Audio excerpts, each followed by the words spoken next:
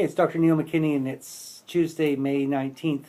So while you're going through radiation therapy, I'd like you to take, and perhaps for up to 3 weeks after the radiation, melatonin to your tolerance, up to 20 milligrams at bedtime, but reduce the dose if you get vivid dreams or nightmares, morning grogginess, or depressed mood from it. Usually people start with, say, 3 to 5 milligrams the first night and just ramp it up night by night, and then reduce the dose if they have any problems. Otherwise, stop when you get into that 10 to 15 milligram range. The curcumin product I'd like you to use is called Theracurmin. It's a micronized curcumin. Come in 600 milligram capsules or 300s. I recommend you take one 600 milligram capsule twice a day during the radiation. Increases effectiveness, reduces harm. And I think that's the #1 remedy, and it's one that we will ask you to continue after the radiation is over. You can also take omega-3 fish oils, which reduce fatigue and other problems with radiation, at up to 4,000 milligrams. That can be a capsule 3 times a day of salmon oil, but you can buy the fish oils in bulk, and depending on the brand, that's a teaspoon to a tablespoon. And it can be put into G-tubes in something like coconut milk or whole milk, which will help dissolve the fat in it. So any fat-soluble thing like curcumin, omega-3, vitamin A, can be put into something like whole milk or coconut milk. I'd also recommend zinc at 20 to 30 milligrams twice a day. Very special for radiation to the head and neck, but it can make you queasy if it's not taken with food, so definitely with something else in your stomach, please. So those supports through radiation. Afterwards, I'd like you to consider taking curcumin, again, 2 600 milligram capsules twice a day, the green tea AOR brand, 2 in the morning, 1 at supper, and once a day, 1 400 IU capsule of the mixed tocopherol vitamin E. The gamma form is what protects your kidneys from the green tea, not the alpha form that's more commonly used. So it must say gamma tocopherol somewhere on the label. It's usually 10%. And so 1 400 IU capsule, again, open it up, squeeze it into milk or coconut milk to get it through the G-tube. That will protect your kidneys if you're taking the green tea long term. If you're just doing short term, doesn't matter. I'm going to ask you to stop the green tea during the radiation and just save it for later. You'll get better value from it. The grapeseed extract, again, also post-radiation. They come in 100 milligram capsules, and apparently a 300 milligram capsule is available in health food stores now. If you want the 500 milligram ones, get them from us. That's they're a professional brand called NFH, and they're not sold in that strength in the health food store. Usual dose has been 200 milligrams twice a day, but I'm going to recommend you take a 500 milligram capsule twice a day to start with after the radiation's done. And if things are going really well, we will cut that down to 1 per day. But I think it's more convenient to get the bigger dose capsule, and I will try and show you that one. The vitamin A is a very integral part of treating squamous cell cancers, and we've had some cures with this, with both of these parts of the program. But 5 drops of 10,000 IU per drop vitamin A emulsion, such as Soroil, we sell. They're probably our health food store brands if you prefer. We want you to take 5 drops, usually put on the hand and just licked off. But you can dissolve it. If you're swallowing better after the radiation, that'll work. But otherwise, put it in your G-tube with coconut milk or something, or fish oil, something oil soluble. And you want to do that 3 times a day, so 150,000 units a day for no more than 3 months. Vitamin A can cause some toxicities, but this is a very safe dose range. But just to be on the safe side, understand that if you get dry peeling skin, a lot of headache or nausea or diarrhea, it may be vitamin A toxicity, and it's time to lay off and let me know what's going on. And we'll try and figure it out from there. But I haven't had anyone have these problems at this dose, but because people read on the internet that high dose of vitamin A can be fatal, I want you to know those are the warning signs. Red, dry, peeling skin, headache and nausea, diarrhea. Okay? So if those become prominent, stop the vitamin A and let me know. Okay, so that's a basic program of 4 things to take after. Now the artemisinin is also great therapy, but the artemisinin is best done intermittently. We want you to take about 300 milligrams 3 times a day away from food, and usually for 5 to 7 days. But at some point you may get some of these symptoms as listed on the sheet, which include dizziness, ringing in the ears, cold hands and feet, or numbness, headache, nausea, etc., lack of appetite, sometimes diarrhea. I've never had a lot of these problems, and when I say mild and transient, it means they're they don't get terrible, and they quickly reverse on stopping taking the medicine. So if you hit a wall with that and start getting these problems at day 5, 6, or 7, then that's the end of that cycle. We want you to do a 5 to 7 day cycle on, and during that time, no antioxidants. That includes vitamin C and E and grapeseed, and I could add to that list curcumin. You just focus on this remedy at this time. And you can take with it indole 3-carbinol to protect your liver, 1 capsule per every time you take the artemisinin. And you can take it with some fish oil or some oil to absorb better. And so we want you to take 3 capsules 3 times a day away from food with some oil, maybe with an indole 3-carbinol. And during that week, no red meat or other rich source of iron, and no antioxidants.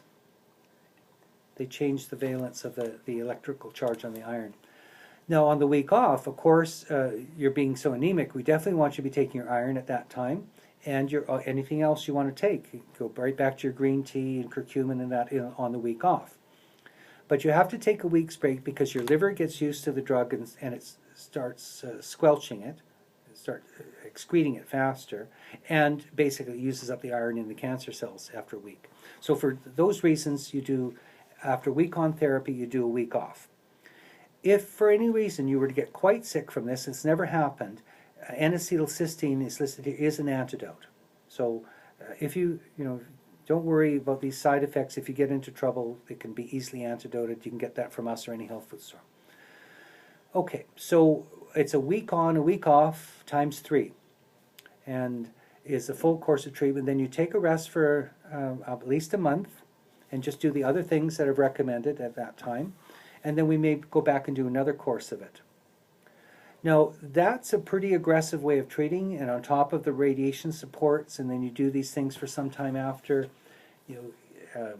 then you have a good chance of knocking this down or creating a stable remission for some good period of time. There have been rare cases that have been cured even with very late stage cancer of the tongue and head, neck, and throat.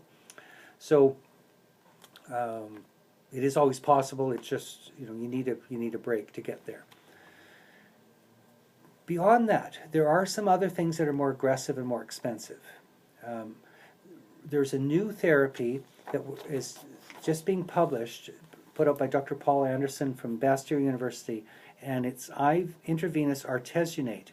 Artesunate, if you look on the section of my book, page 216, 218, talks about the artemisinin, you'll see down at the end it says artesunate is a water-soluble form that's given by intramuscular injection. Well, since that book was written, it's been approved for intravenous use, and Dr. Anderson's been researching at Bastyr University, and he finds when he uses in combination with followed immediately by IV vitamin C, that is getting spectacular results, an 80% response rate in stage 4 breast cancer. Now, I've asked him, does this apply to other cancers? He says, absolutely. He's done lots of cases, but he had enough breast cancer cases to publish the first paper. Now, my associate, Dr. Sean Caesar, who does the IVs here through his nurse, Melissa, when he's not here, he also practices in Winnipeg. He's done several hundred cases. He took Dr. Anderson's advanced course recently and has treated now over 6 months a couple hundred cases with this, and is seeing very, very strong responses in all types of cancers. We've had a couple cases. I've been using it here in the clinic through his IV suite, and we've had some very, very dramatic responses with this. We had one oncologist write to the Minister of Health asking for funding because we turned around a case they sent home to die. So this is a very powerful therapy, but it's very expensive. Now, you might be able to get Dr. Klein to do it, but it requires a little bit of training in that the solution has to be made and sterilized in the office, and there's some technical aspects to this. IV vitamin C, to qualify for that, you would need a blood test called G6PD. Now, medical doctors can order this free for you. If I have to order, it's $80. The lab does bill me for it. So G6PD, if we give you IV vitamin C here, we have to have this on file. It's required by law. It's part of our college's requirements.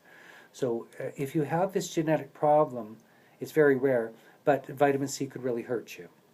I'm getting vitamin C. Okay, so we know Dr. that's Clark. probably done. Okay, so he probably has ordered that. It's probably on file. So we just need to verify. If we're going to do it, we need to verify that. Right. Okay, what we've been doing is we've been adding mistletoe to that. Now that's something we do here. I'll give you another handout here on how we do, and perhaps Dr. Klein could certainly do this. I think it adds value without adding much cost. Mistletoe has been used for 100 years. Great therapy. Palliative mostly, but great therapy. And so here's a handout on how we're using the mistletoe IV. And I'll just write a few notes on here for Dr. Klein. So we're using the Helixor M, and we can use either go up by this schedule weekly or the 2 times the subcutaneous dose. If you were already on mistletoe, injecting it under your skin, we can double that dose in the IV. So this is how we ramp up the dose in the IVs of this particular type of mistletoe, and it can be ordered from Pasco Pharmacy in Canada, in Richmond Hill, Ontario, outside of Toronto. So www.pasco.ca, I think it is, the website. But anyway, it's not hard to find, PASCOE, just Google it. So we can provide that mistletoe. If he wants us to send him somewhere, he can order it himself. So this is what I'm recommending, that if you're getting IVC drips, adding the mistletoe makes some sense. We sell a bottle this size, 8 milliliters of it, which is usually 50 or 60 doses for $190. So the cost per dose isn't very high, but you do have that initial investment. So that's our price on it. And that's the mistletoe. Yeah, so that's 8 mils. I think is last time I looked was about $180 Canadian, something like that. So that's something can add some extra value to the IVC. But if you can get the artesunate, and so we do the artesunate as a fairly rapid push, and we're using 100 milligrams, and we get it from Yorktown Pharmacy in Toronto. So Dr. Klein can certainly bring that in. So that's, Dr. Caesar charged us quite a lot for this. It's over $300 a drip. So I would imagine Dr. Klein might actually give you a better deal. Tell you frankly that he may well.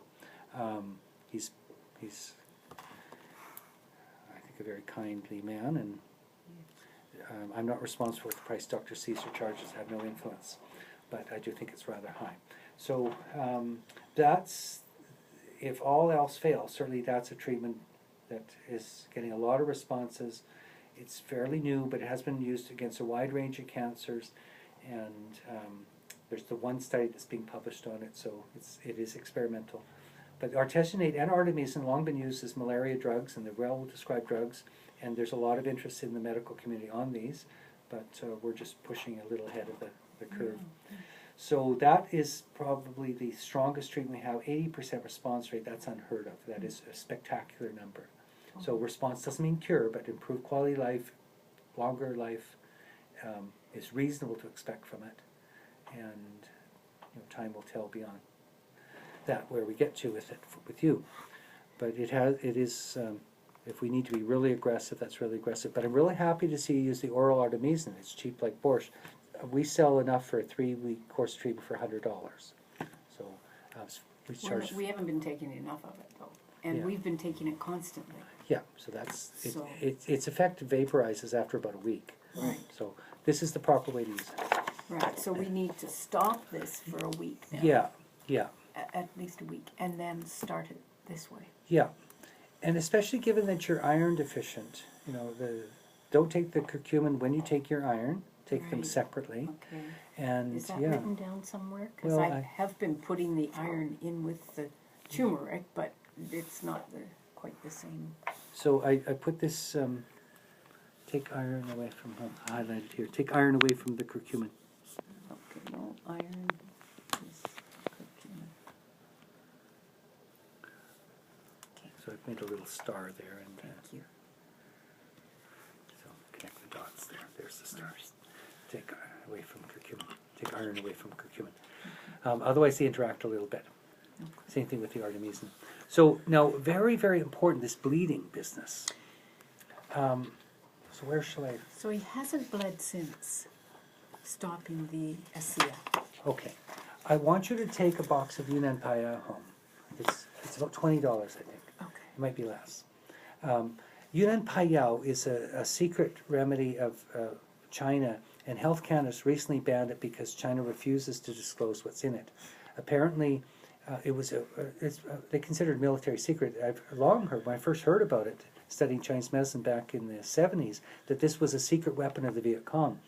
The Yunnan Payao powder comes in capsules these days, and that's what I would sell you. And in that blister pack, there's a little red pill. But in Asia, it comes in a little bottle with the red pill sitting on top. And so guerrilla fighters behind enemy lines had no medical evacuation or medical support. You couldn't just call a medic. So if they stepped on a mine, got shot up, blown up, napalmed, or whatever, and were bleeding heavily, they could sprinkle this powder on the wound. It stops bleeding instantly. They take the rest of it. It stops bleeding internally and also builds up their platelets. And then they take the red pill for shock. Well, so apparently there's 3 different groups that make components of this, and then there's one group that puts it together and knows the actual formula. Right. And so Health Canada has fought over this for years and finally said if you won't disclose what's in it, you can't take it. Now the main ingredient is Panax pseudoginseng, a ginseng-like plant. And there was just a doctor at the course I gave this weekend in University of Washington said that they have just been using the straight-up 100% pseudoginseng, and it does work quite well. But there are we know there are other ingredients in the Yunnan Payao. So I bought up a stock of it. I have it on the shelf here. In an emergency, it stops bleeding like magic. So the naturopathic treatment for it, perhaps these are 2 most important sheets, so I'll put them here, but I'll write this one here where I've got some space here for bleeding. The 2 things that we use, the old naturopathic treatment is geranium and capsella, and I can sell you some tincture, so half a teaspoon tincture, usually 2 times daily or as needed or more. That's the traditional naturopathic approach. Works for passive bleeding from tumors. It's really quite good. But even better, Yunnan Payao, 2 capsules. Now, just a little sort of emergency medicine thing, 2 capsules 2 to 3 times daily. Usually start with 2 twice a day and see how it goes. But this has been a miracle for some people who tumors start to open up and bleed, and where they're expected to die, and we give them this, it just stops it. So I'd like you to have a bottle at home just in case for your safety. Mm-hmm. And you should do buy it from us because it's real hard to obtain right now. So that's a great remedy. It does work reliably and stops passive bleeding, unless somebody's actually severed an artery. You're going to apply pressure. But any sort of passive bleeding from a tumor, it will stop it usually quite promptly. You could put it in his peg tube? Oh yeah. Just exactly. So either of those 2 ideas will help if you do start to bleed again. We've had lots of cases of bad tumors bleeding, and you're obviously very anemic. You can't afford to bleed anymore, and without the oxygen, the radiation doesn't work so well. I mean, this is working against you. You got to build your blood up. So I just want to make sure if there's any sign of bleeding, you take this and stop it promptly. What could he do to build his blood up? These other remedies? Well, they've given you a transfusion, right? Yeah. When was that? Last Thursday we came down. When did we come down? We came down on Wednesday, and they gave it to you the previous Thursday. Yeah. I've got it. I So it's think about I have a 2 sample weeks. of something. It's If about you want to take a break, turn that off for a sec. I'm just going to go look at my shelf. I think I have a sample I of something could that talk we water. it won't be long. Okay.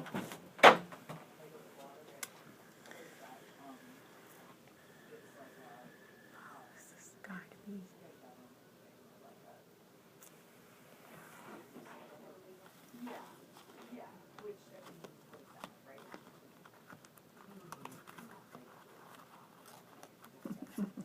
I'm gonna run to the washroom.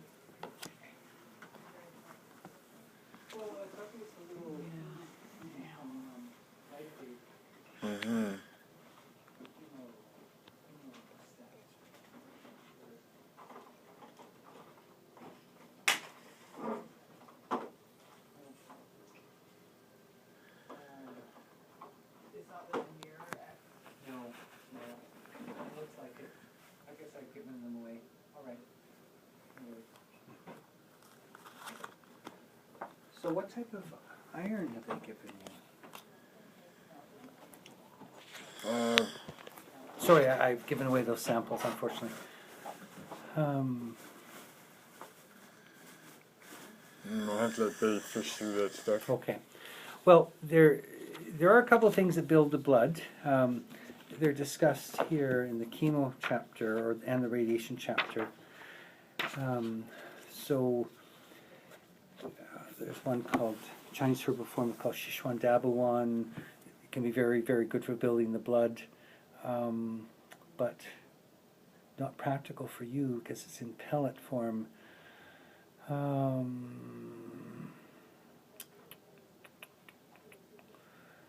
The deep immune.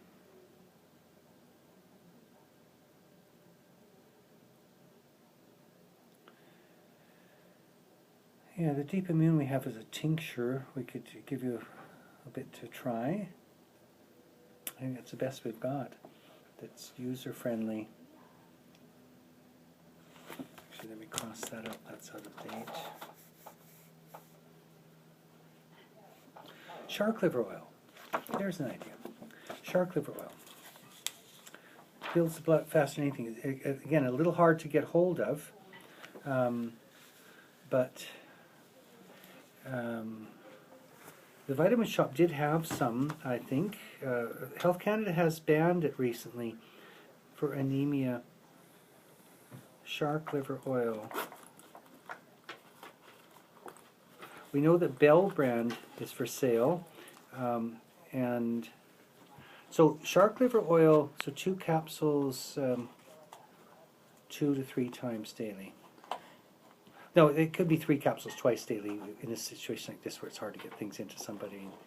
You know, you could always do 3 twice a day. You can put it with food? Yeah, not necessarily. This one will sit easy on the stomach, but usually taken with Food's some. okay. Oh yeah, absolutely. It's just easy for it to get mixed in with the food for the pig Yeah, to instead of doing things 5, 6, 7 times a day. I get it. Exactly, Sure, yeah. understood. All day long. No, shark liver oil. Of course, sharks are big predator fish, and they bioaccumulate mercury and dioxins and flame retardants and all that stuff. I mean, the salmon here accumulate enough of them to make the whale orcas sick who eat them. You know, sharks are big predator fish. They're at the top of the food chain. They're going to have a lot of this stuff. The standards for heavy metals like mercury and lead and that sort of thing in products were revised this last year by Health Canada. A lot of products that made the cut the year before don't make the cut now, and this is one of them. So we've always known this is a dirty oil, and we only want to use it short term. But it is the strongest thing for getting the blood up. So you can, I would call the vitamin shop or some place like that. See, where do you live? We live up in Qualicum Beach. Okay, well, you know, you can call a local health food store, you can call the vitamin shop, see if they can ship some to you. Okay. You know, go online. They have a lot of online sales. But Bell Canada also sells it online. You can order it online.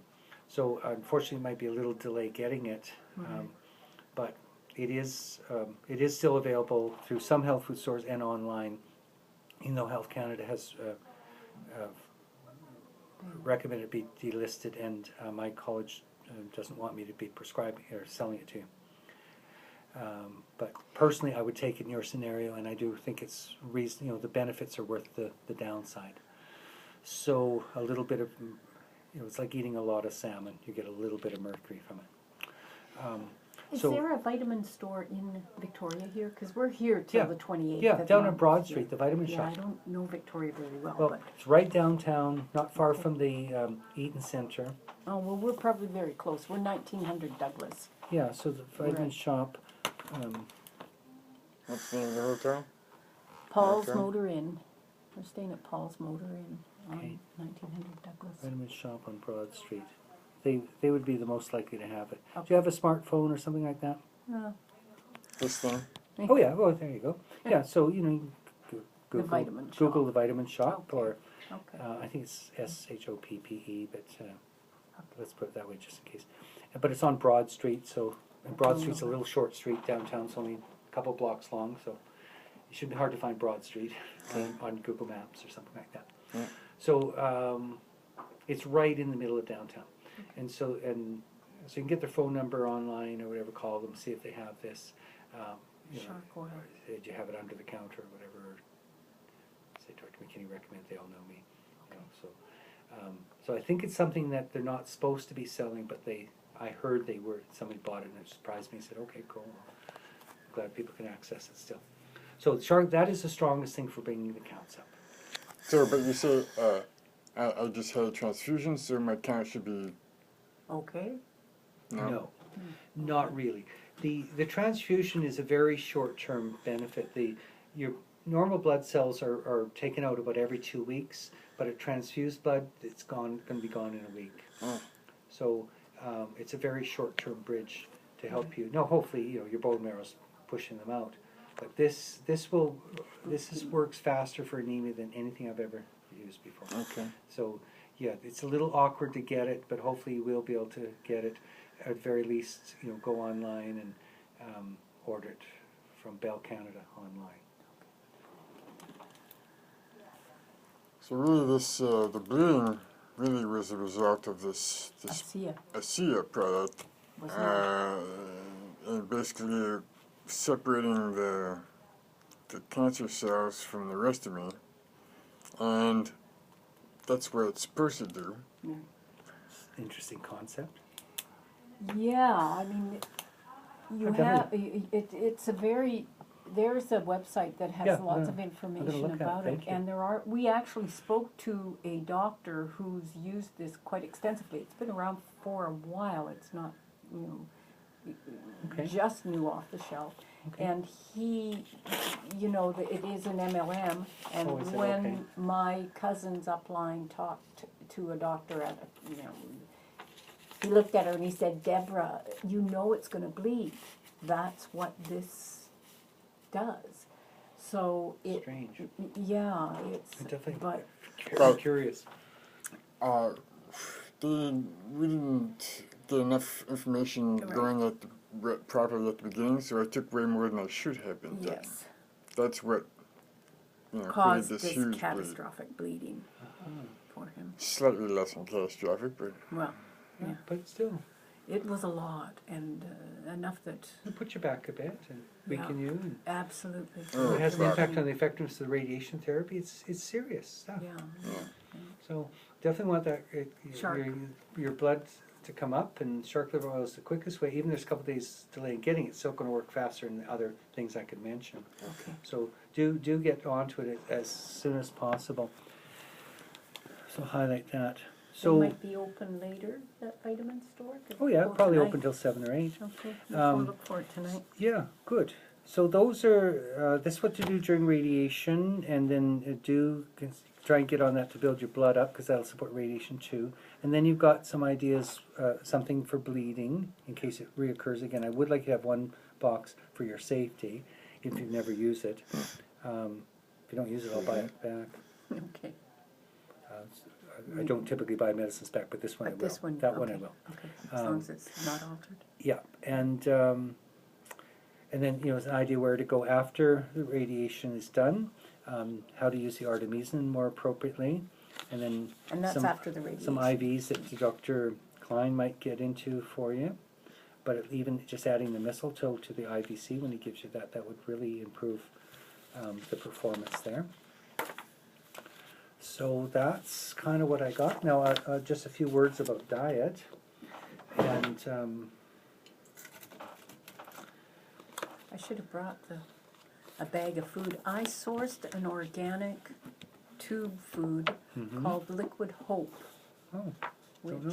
you might want to look at as well. Functional, wonderful things I've learned from patients today. functional formularies, and the diet is called Liquid Hope. Okay. It's What's the it's all website? organic.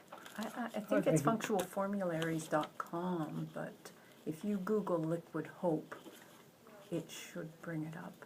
And it's all We can organic. send it to your email. Yeah, Yeah, I'd love to. yeah, Yep, yeah. I'll try and find it when I go home tonight. 'Cause the- Research it and Boost put it in and my stuff. next book if I Yeah. like what I see. Good. If there's references and whatnot. Or I'll ask the Naturopath Oncologist chat forum. If anybody heard of it, anybody used it, what do they think? So very glad to get these tips. You know, I've been at it since 1977, and amazing the amount of stuff that's out there that I still haven't heard.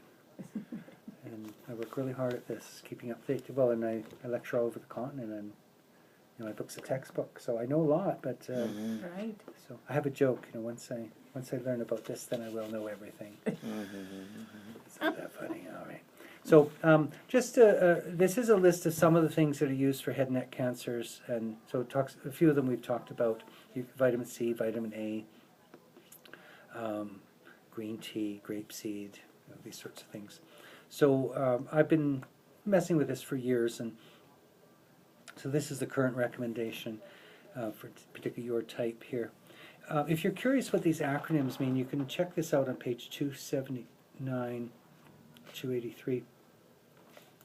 Just to give you a little heads up how this works is, I asked the question years ago, what are the drivers behind, say a tongue cancer as opposed to brain cancer, breast cancer, prostate cancer?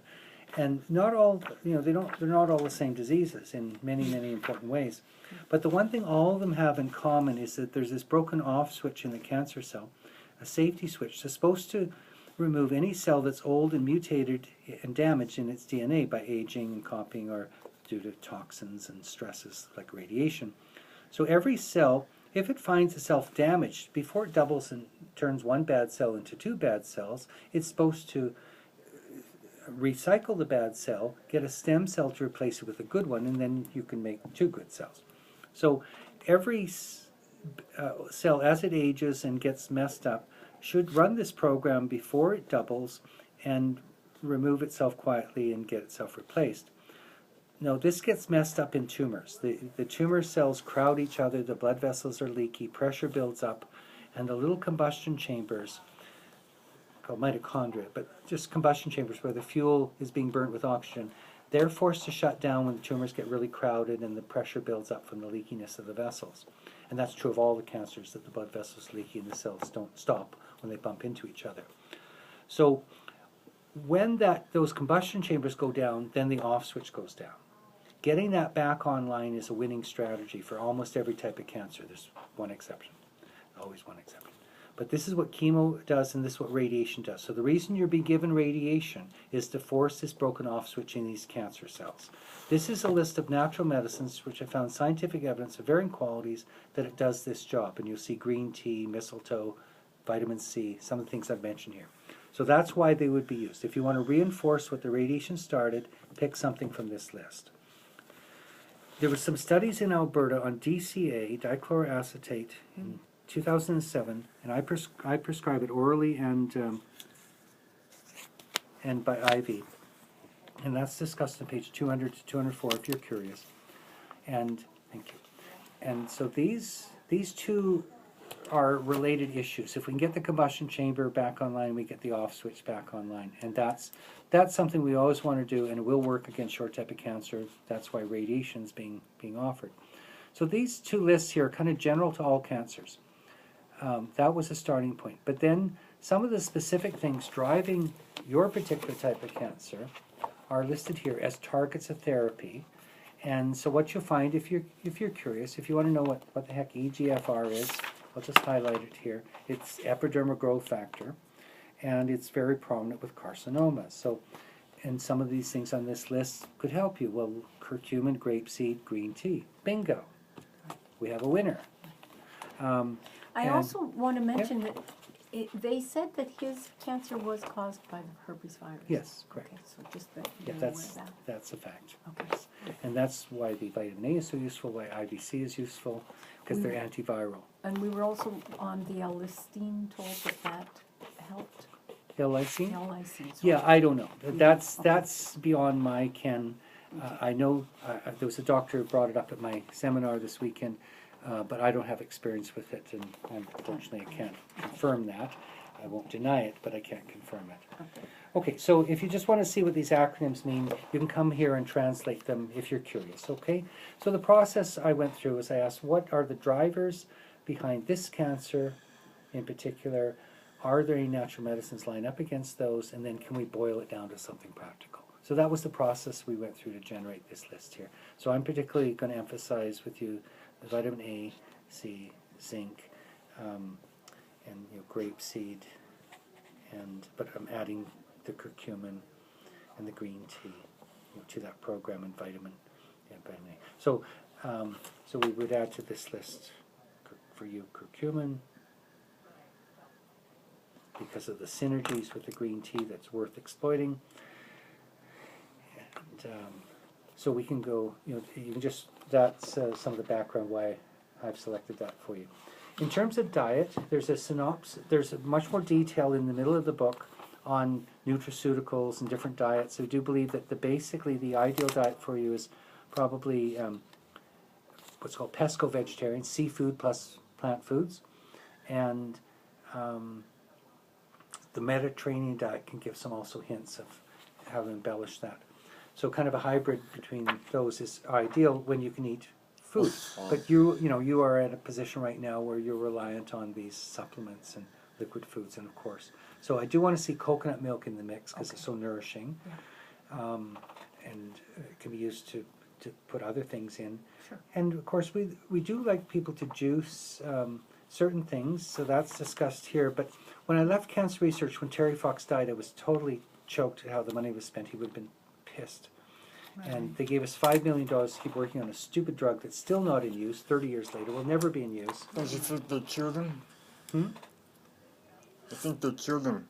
I think he was Killed himself. was He thinking, ran himself to death. He ran a marathon a day. The inflammation provoked his cancer.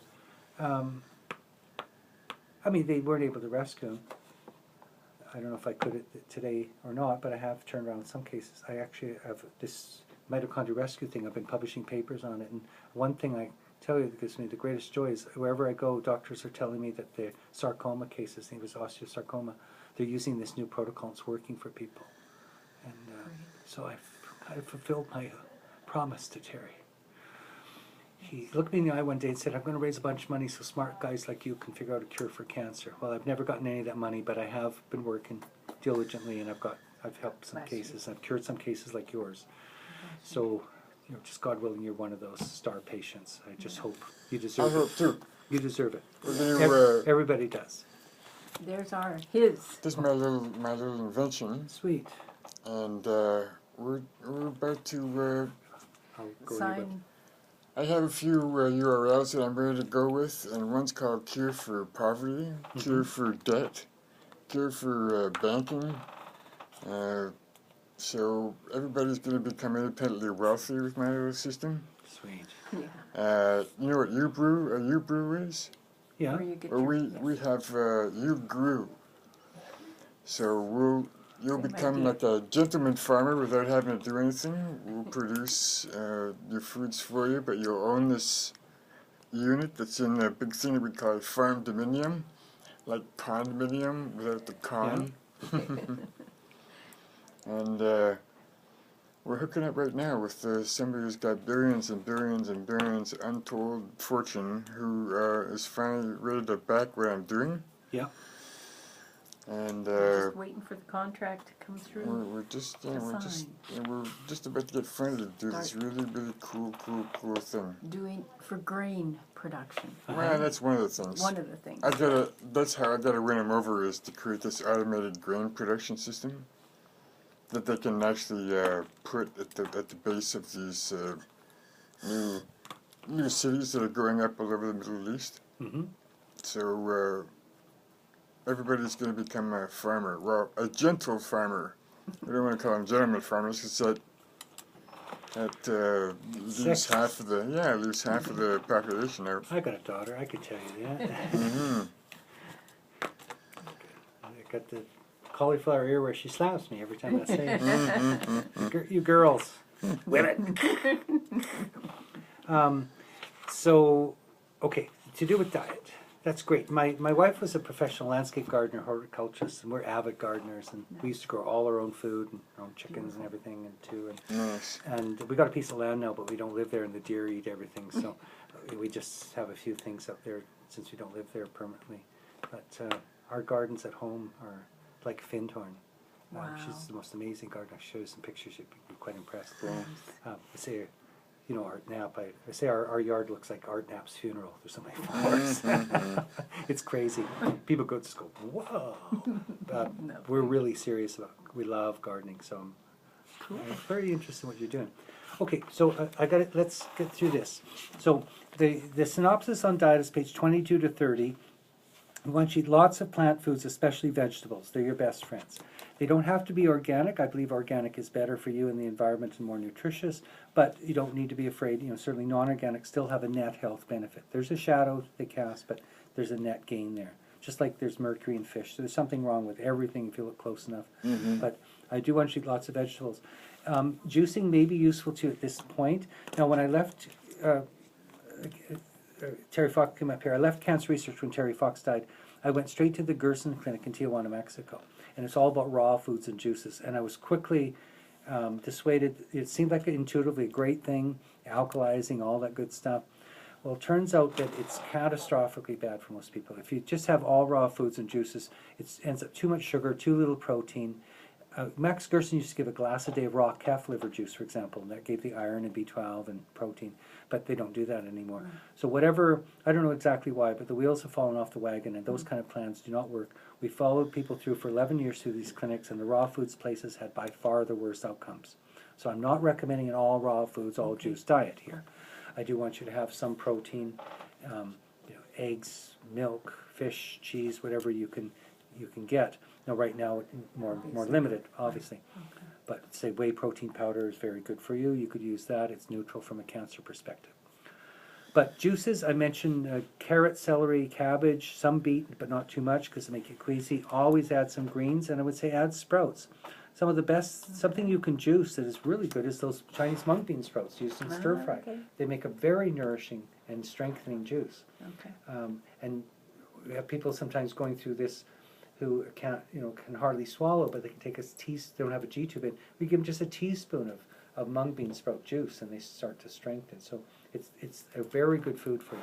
So always add some greens if you're juicing, and always add Like some kale or spinach. Yeah, mention here kale, Okay, spinach, wheatgrass, beet tops, parsley. We brought But- our Vitamix with us. Considering adding sprouts as well. Okay, red meat is a problem. It's very high in, say bone marrow soup during chemo is smart. And I'm not saying you can't have any meat, but realize it is a significant stress. It produces, the herd animals produce a lot of something called insulin growth factor 1. And it's in the meat and the milk, and it helps their young mature quickly and so forth. So all the prey animals all make a lot of this, and it's in their meat and the milk. If they feed them corn, and most dairy and meat is produced in this country, they double the production by feeding corn silage, but it doubles the concentration of this growth factor. So corn-fed meat and dairy is really bad for you. Regular red meat and dairy is so-so. It's still a bit of a stress. I don't eat it. Okay. We're vegan, Okay. vegetarian. All right.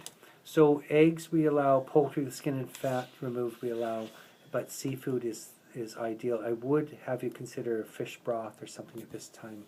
It's I respect your philosophy or whatever it may be that led you there, and I was a strict vegetarian for quite a few years in my earlier days, but I'm now pesco vegetarian. I have seafood, and I really believe from a cancer perspective, there's a lot of evidence now that the lean poultry is neutral, red meat's a negative, but seafood is a plus. So if you find it strengthening and would make that compromise right now, I would encourage it. But otherwise, No certainly worries. coconut milk is good, and whey protein you might use. There are also some fish protein products out there in the market, like Sea-Just, but they're quite expensive. But lots of nuts and seeds, lots of peas and beans, as soon as you reasonably can. The human beings are omnivores, and we're not herbivores, we're not carnivores, but we're somewhere in between. And we make insulin growth factor if we overeat sugar. So if our insulin from the pancreas spikes up high enough after seeing a lot of starch and sugar in the diet, in the meal, then our livers will make this insulin growth factor. But we don't make it all the time like the herd animals do. So we do ask you to moderate your sugars. There's some sugar substitutes you can use if you want something sweet, not agave and not NutraSweet. Peas and beans are the lowest glycemic. We ask you to be aware that which foods are a stress. The berries are the best fruits, and tree fruits are fine, but some of the tropical fruits are a bit high, so they're to be moderated, not avoided. But as I say, fruits to avoid, but really mean in excess or as staples. No, if I go to Hawaii, I'm going to eat pineapple and papaya for a week or two. But if I was diabetic, I'd have to be very careful. And certainly cancer patients, we don't want you to always say put banana on your cereal. Put some berries on there, mix it up a little bit. So the berries are the best fruits for you in their juices, very good for you. Blueberry juice, raspberry juice, even purple grape juice, very good for you right now. If you want those, put in your tube, great. The other fruits are fine as fruit. I just think I could probably drink that. Yeah. I can get some stuff down. Okay. So cool. that would be enjoyable. Yeah. Yeah. So berry okay. juices or grape juice is actually fine, Okay. even though there's natural sugars. So some of them are indigestible sugars, and it doesn't produce this spike of these growth factors we worry about. So an organic berry juice of some sort. Ideally, yeah. Okay. Okay. Now, so but not canned in, fruit canned in syrup. No. Canned in pear juice would be okay, and beware the tropical fruits and grapefruit are not really good for you right now. Pasta, ideally, when you get back to eating this, is best left a little chewy, not so much, not cooked mushy. Processed rice products release more sugar than rice itself, and we prefer brown rice, but basmati rice is acceptable. Even white rice, but not the sticky sushi rice. It's quite sugar releasing. Vegetables that are high sugar releasing when they're cooked, it's different when they're raw, but beets and carrots, potatoes, parsnips, and corn are rather high. If you combine them on the plate with some legumes or high fiber bread, then that's useful. Now this is obviously down the road for you, but just as for future reference, if it gets you eating more regular meals, then if you have these high starch vegetables, ask to have moderate portions of them, and maybe have some peas and beans with that, for example. So and then the breads, the softer and puffier the bread is, the quicker it releases sugars, is the rule of thumb. So wraps and tortillas and flatbreads are better. They make these buns now called thins that are only about that thick, like a pita bread, but sliced, and they're whole wheat. You buy them at Costco, buy them at Thrifty's, and instead of the big puffy, hamburger buns, Right. when I have a veggie burger, I have the thins, and they really had them for lunch today. They're really tasty for sandwiches too, but they're whole grain and they're only about that thick. So I know they have them at Costco, and they have them in most of the stores these days. And they're called thins. Yep. Okay. Thin buns or thins. So just you read through that section. Now this business about alkalizing is very important, and I want to touch on that. The tumors at about a centimeter, usually before diagnosis, build up such amount of crowding and leakiness from the blood vessels that pressure builds up and blood vessels get crushed and pockets of really low oxygen develop.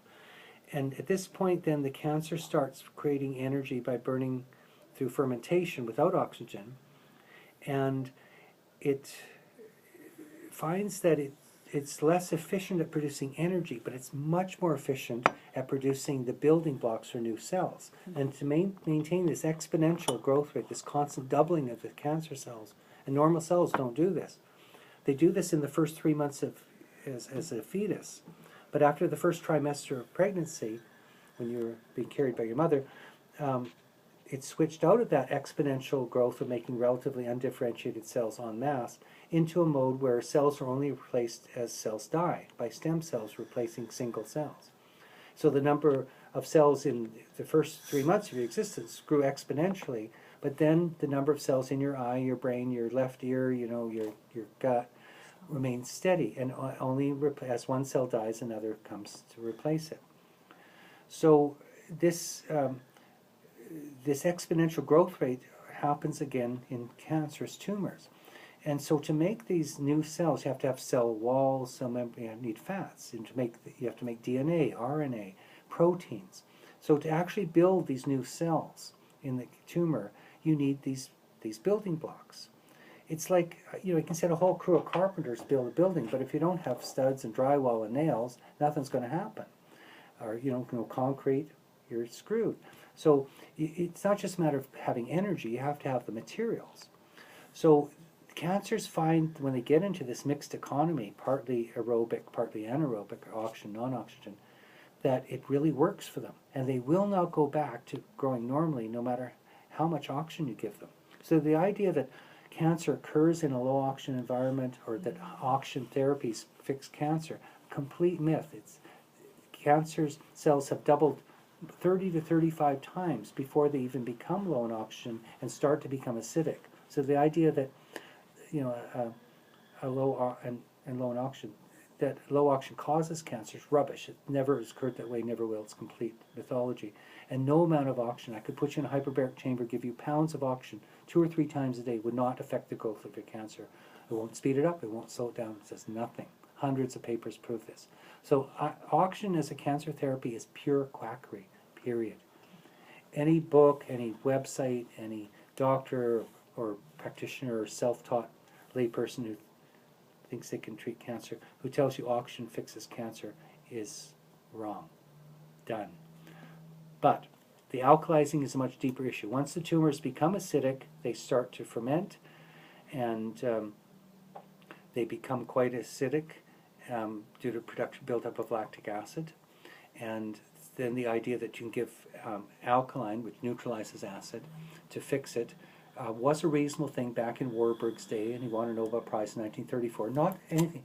I just saw a paper today said Otto Warburg won a prize in 1931 for discovering that alkalizing kills cancer. Complete crap. As we say in Danish, bullshit. Lisa, till på dansk, understand Danish? You understand what I just said. So the fact is that he won a Nobel Prize in 1934 for his work on diabetes and sugar. So there are these stories out there, they're just stories. But he did a lot of important work, and he pointed out a lot of important things about tumors. But he speculated that alkalizing, that cancer rose in a low oxygen environment or rose in an acidic environment. And neither of those things are true. They're absolutely false. And some of the other things that he said are out of date and have been debunked. Other things he said were correct.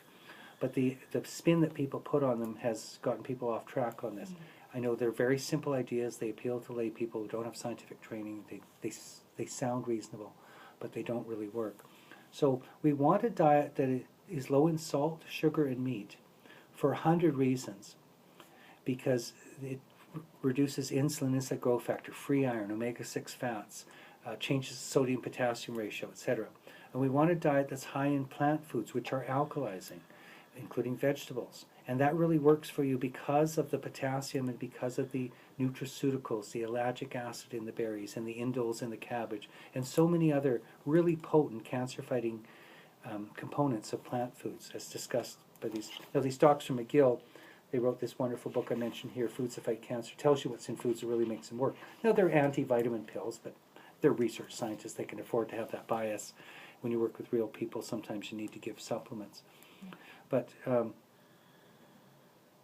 especially vegetables. So we want a diet that's high in plant foods and vegetables and low in salt, sugar, and meat, and that will indeed alkalize you. And that is a good diet plan for you. But it works not because it's alkalizing. The alkalizing is actually a trivial issue. But based on misreading of Otto Warburg's work and then the success of an alkaline diet, people have then speculated that, well, if we become even more alkaline, that will be better and may actually cure cancer. And that's where it gets a bit silly. So we want you to know that you can check the pH of your urine and saliva, and you can with litmus paper. You can compare it to this list here on page 121, and you can tinker with that to your heart's content, and it's good for your general health. You know, and Betty, I want you to be alkaline. I need to be alkaline for good health too. And disease Sodium bicarbonate doesn't work. then? Doesn't work. Neutralized acid in your stomach, but absolutely useless. You give it IV, doesn't do a darn thing. Okay. What I explain here, if you're interested in, you know, in the why behind this, is we have very tight controls on the pH of your blood, and your blood should be alkaline, should be around pH 7.4, 7.45. The normal range has been expanded since I took my training 30 years ago, but it's still very tightly controlled. And you have what are called buffers, chemicals that sop up acid or alkaline, and they work very aggressively to keep you within those limits. If your blood goes outside those limits, you become very ill. And people do get alkaline in their blood from respiratory illness diseases and die from it. And people become very acidic from things like advanced diabetes and die from it.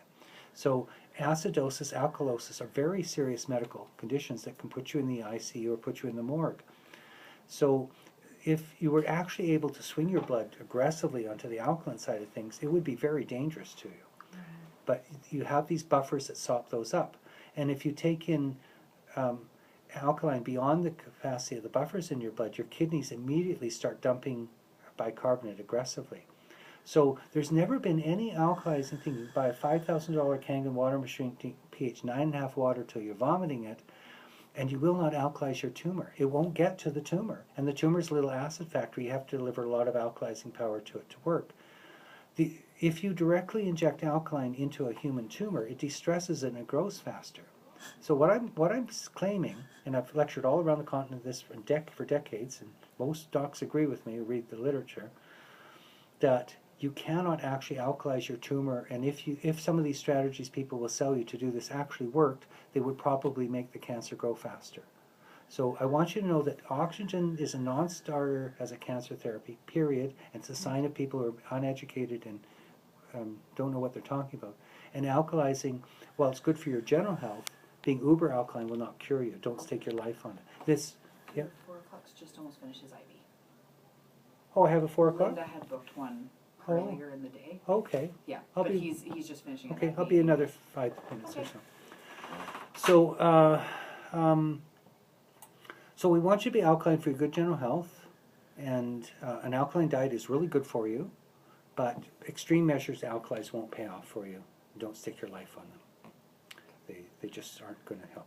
So I think this is one of the reasons why the Gerson therapy was very oriented towards alkalizing, and it obviously doesn't work when we've done outcomes research and published it. They show very poor results. There's just a very, very rare person who does well on that program. 1 in 1,000. So just be aware that these things are overemphasized as therapies, and you don't need to bother with them. Just eat an alkaline diet because it does so many, that's low in salt, sugar, and meat, and high in fruit, plants, especially vegetables, and you'll be fine. Okay. And if you want to tinker with your pH otherwise, if you find it's out of whack, by all means correct it, but don't stake your life on that as a cancer therapy, or you won't be there. Too many people go down that road, so I have to do a little quack busting there. All right, so just read that section about diet. I think that'll be clear, and hopefully you can, as soon as possible, get to a more normal diet as the radiation or what we do shrink this That'd be down. nice. Yeah. So we have had people get those tubes out and be able to eat again. But in the meantime, coconut milk is a good addition. The juices I pointed out there on page 23. And hopefully with a few of these supplements in you, you'll get more result from therapy and get there a little faster. Good. Good. So I'm certainly happy to sit down with you again down the road if you've gone through radiation reasonably well. If you don't have significant adverse effects for me to chime in on, then do this program for a month or 2 that I've pointed out here, the curcumin, green tea, grapeseed, and hopefully the vitamin A, and then maybe interspersing a couple rounds of artemisinin. And after you've worked with some of that, if there's any concerns, you need to go further, I definitely want to talk to you and see you once again. Okay. But we can do a phone consult, email consult if it's simple things. Okay. And And certainly Dr. Klein can take and run with the mistletoe addition to the IVC or some of the other things I put forward, or maybe get you the artesunate if you want to go that route. Maybe get a fast and dirty list of what we should be buying from you here. Or Yeah. Well, yeah, Get- the ones I've highlighted here, the shark liver oil you have to get from Get that. online, or the We'll try the vitamin shop downtown. yeah.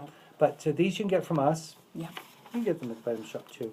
But I suggest the Yunnan Payao, one box at home as an emergency remedy. Yeah. And if you need it, immediately get on the phone and have me ship you another one. But hopefully you will never use it. But I want you to have that for bleeding. So that's that one I'd ask you to get from us, and then maybe these For sure. if you want. For sure. No, Okay. we want to leave today with the program and Okay. get on it as Yep. quickly as we can. All right. I would be curious to know your, this ASEA, because Yeah. I'm Oh, taking definitely. it myself. Yeah. So I've Now- got your email, right? Yeah, Omega Garden at Yeah, gmail.com. there we go. So I'll have a look at it, and hopefully, Okay. worst case scenario, I have Friday off, and I'll be looking at it Friday thank you. if I get distracted or Okay. whatever. But I'll put this by my computer at home, and as time permits, I'll look through these things, Right. and I'll definitely give you some comments within a week. Okay. Okay, that'd be super, because So I'll just write a note on here. Omega-3. Yeah. So Omega Garden, at Gmail. Betty, And Ted. Ted, Omega Garden. Yeah, so I will try and get that. Okay. I'm editing 2 books. I got a lot of stuff I'm doing, I but bet. um, oh, sure. I'm sure. I promise within the week I'll have a look at that, if not tonight, Oh, soon. you're My wife's going away, and I've got a weekend where I can spend more time with the computer without getting hassled. She knows the back of my head really well. And I sit too much. I'm starting to have some problems because I sit too damn much. So I'm trying not to spend as much time with the computer as I used to. Yeah, we keep We're thinking about getting the treadmill. treadmill at the computer. Treadmill computer at the workstation. treadmill. Yeah, It's the new smoking. I really, there's been a lot of science, as you've probably heard, yeah. Mhm. And I started getting some issues with one of my feet, and I just think I just need to walk more. Yeah. But now